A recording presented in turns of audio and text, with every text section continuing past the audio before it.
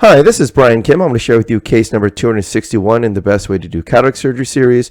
And the title of this series is not to suggest this is the best and only way, but to get you to think critically of your technique so that you can always provide the very best for your patient.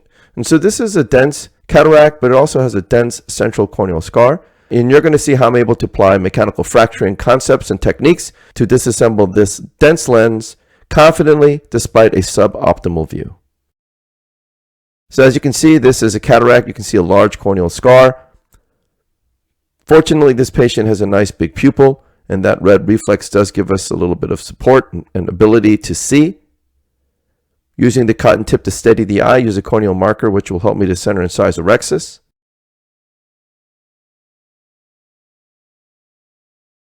I make my paracentesis incision first on the right side and then the left side, making sure I'm parallel to iris plane, which creates a nice corneal shelf, which will allow me to achieve a self-sealing incision.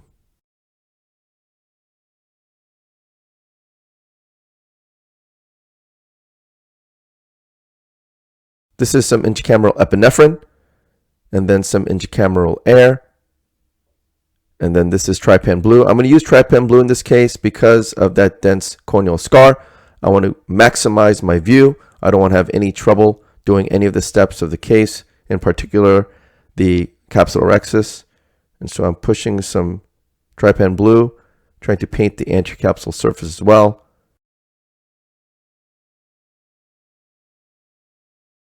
You can see that the air is leaving the chamber. So I go ahead and push the rest of the dye and then quickly try to push the dye out with the dispersive viscoelastic cannula.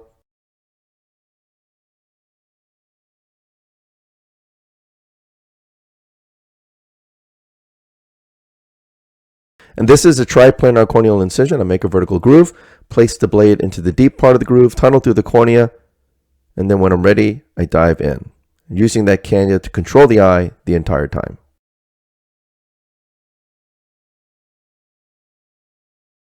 I wet the cornea first and then push some viscoelastic onto the corneal surface, and I'm hoping that viscoelastic on the cornea will help my visualization. And these are the sharp tip microrexus forceps. I puncture the center, pull down towards me, grabbing the right side of the tear, going around circumferentially, grabbing and re-grabbing. Again, with this dense lens, in case it was a little bit on the intumescent side, I didn't want to make a really large rexus, so I started a little bit small, going around very carefully. This rexus forceps gives me really great control, and I'm able to grab and re-grab really with excellent precision because of the way the teeth are designed.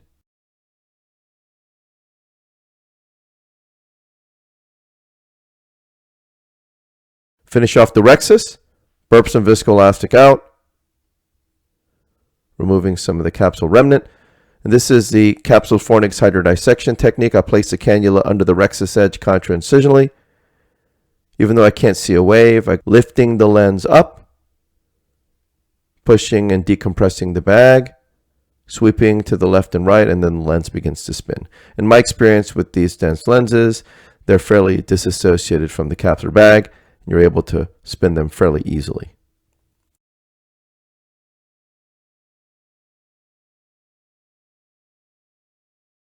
Lifting the incision with the chopper, going in with irrigation off to minimize Descemet's trauma. Removing the surface epinuchal material. Using the chopper to alleviate any reverse pupillary block. Sliding the chopper under the rexus edge contra-incisionally, the phaco tip vertically sub-incisionally. I'm able to fracture the lens completely in half. That's double chop. I slide the chopper under the right heminucleus, hooking the peripheral lens, pulling it essentially toward the phaco tip, and fracturing the right heminucleus in half, and that is to cross chop. Using some vacuum to grab that first quadrant up, using both instruments to flank and crush the lens in half, and then emulsifying it completely. Turning the second quadrant in front of me, hooking the peripheral lens with the chopper, pulling it centrally toward the phaco tip, fracturing it against the phaco tip, and then emulsifying the lens pieces.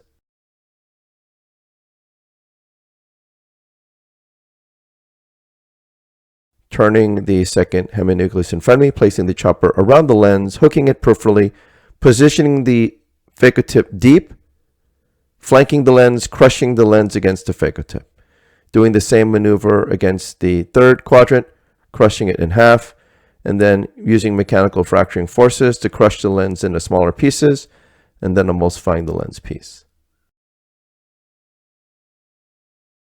Turning the last quadrant in front of me, sliding the chopper under the rexus edge, hooking the lens from the periphery, pulling it centrally toward the phaco tip, fracturing the lens in half, positioning the instrument, using some vacuum to position the lens on the tip, crushing it between the instruments, and then emulsifying the lens pieces. You can see throughout the entire lens disassembly, very careful, methodical, mechanical fracturing, and lens disassembly.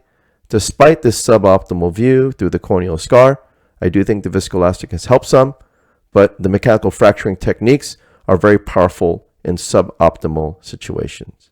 So I take the chopper out, push BSS in, take the phaco tip out, and I go in with the INA handpiece. Before turning on infusion, I use the INA tip to lift the iris to prevent that reverse pupillary block. I start to IA subincisionally first, peeling from anterior to posterior whenever I can. This will ensure the cleanest removal of the cortex. Again, you can see how dense the corneal scar is.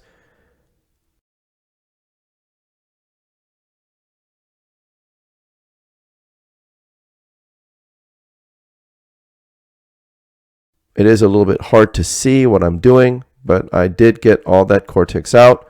Switch to polish mode, polishing under the rexus edge. And in this case, it's a good idea to switch to polish mode early because the view is a little bit hazy. I'm polishing the posterior capsule here.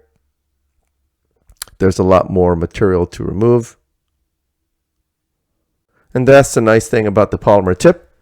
I'm able to safely and confidently polish the posterior capsule and even into the capsule equator with the polymer tip.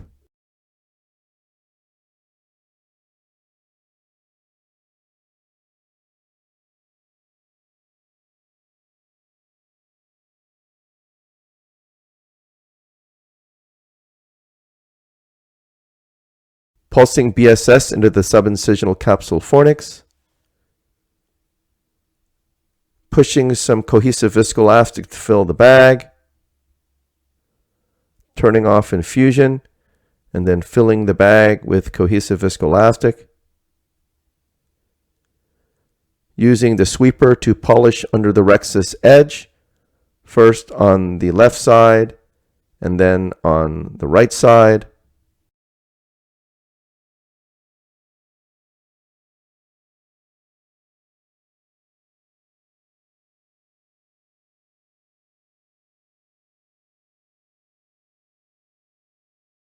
I forgot that I'm going to use a 3-piece lens, so I have to widen the incision.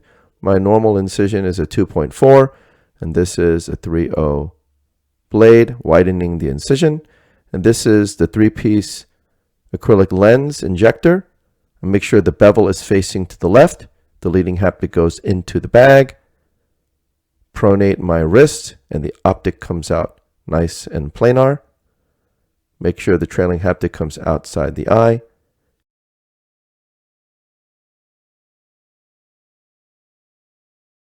Using the Maltzman to dial the trailing haptic into the bag. Go in with irrigation off, activate irrigation, carefully getting underneath the lens, removing all the viscoelastic from within the bag. I did not switch sleeves. I could have switched to a purple sleeve, which would have given me a tighter fit, but you can see there's a lot of fluid coming out of the main incision, but I figured this is the very last step, so I can just go ahead and use the pink sleeve. Removed all the viscoelastic from within the bag, polish under the rexus edge, removing all the viscoelastic from the anterior chamber, and then I will hydrate my incision. So again, this patient has a dense corneal scar, a fairly dense cataract.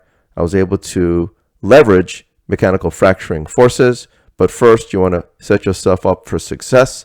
So I put trypan blue in the eye.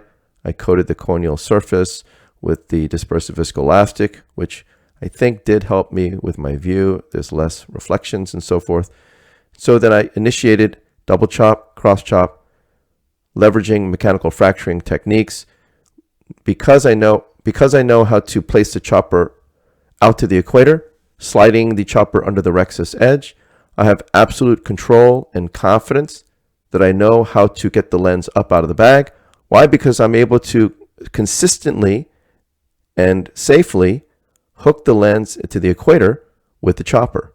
So the chopper is really the most important instrument in all these techniques, being able to hook the lens out to the equator confidently from different angles, but then also knowing that as long as you don't have vacuum turned on, as long as you don't have ultrasound turned on, you can use the phaco tip also as a chopping instrument. So I use it as a chopping block to fracture the lens against the phaco tip with the chopper, with the cross chop maneuver. And I was able to do that over and over again, disassemble this lens very safely, effectively, and confidently. And so despite this hazy view, suboptimal view, with this big and dense corneal scar, I was able to very safely and carefully disassemble this lens. And because of this, I feel like the double chop and cross chop maneuver, mechanical fracturing techniques are really in my hands the best way that I can do cataract surgery.